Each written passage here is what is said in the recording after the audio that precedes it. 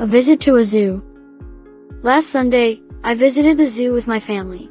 I saw lions yawning lazily and resting in the shade, monkeys swinging and chattering, and colorful birds flapping their wings and chirping merrily. A tiger paced quietly near the trees, looking strong and calm.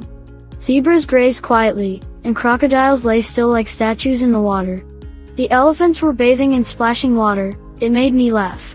Each animal had its own personality. It was a fascinating, fun and unforgettable day.